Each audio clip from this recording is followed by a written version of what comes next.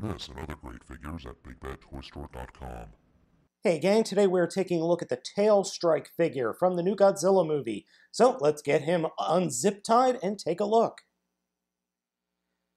Tailstrike Godzilla, like his Smash Strike Godzilla counterpart, is very poorly assembled. The plastic on the arms, the head, the feet, and the tip of the tail don't match the plastic coloring on the rest of the figure. And that's because they're soft rubber. Very soft rubber, in fact. And I know it's kind of hard to see with my backdrop. The Godzilla figure isn't really showing up that well, and I do apologize for that. But overall, the look of the figure isn't that great. It looks cheaply made and cheaply put together. And to be honest, it kind of is.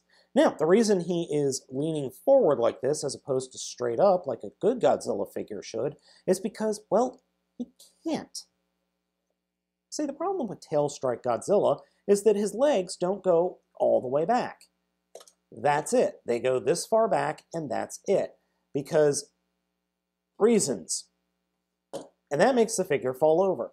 Because the tail is incredibly heavy. And that has to do with the gimmick, which we'll get into in just a second.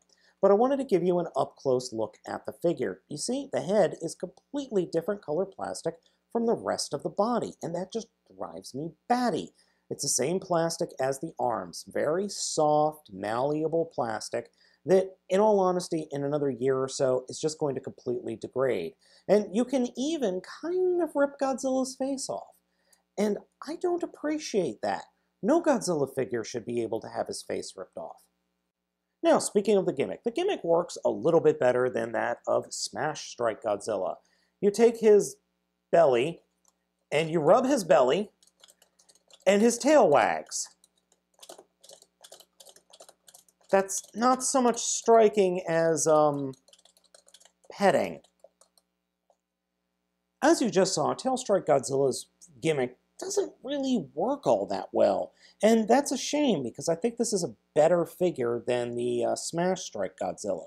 Right now, it looks like he's just standing over a bunch of kids going, "Abu!"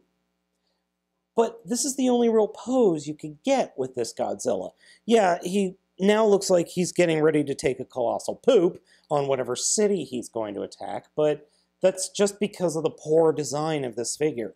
And that's a shame, because I don't think it's that bad. Well, other than the really crappy plastic.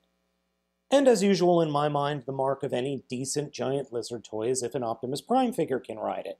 And in this case, not really. My final thought is, don't buy this figure. Or don't buy this figure either. In fact, don't get either of these figures. Neither of these figures are really any good. They're not fun, they're not good to look at, they feel cheap, and they both kind of suck.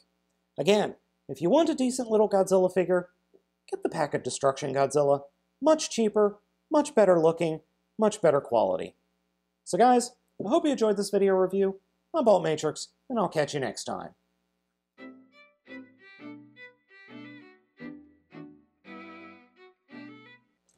Yes, who's a good Godzilla?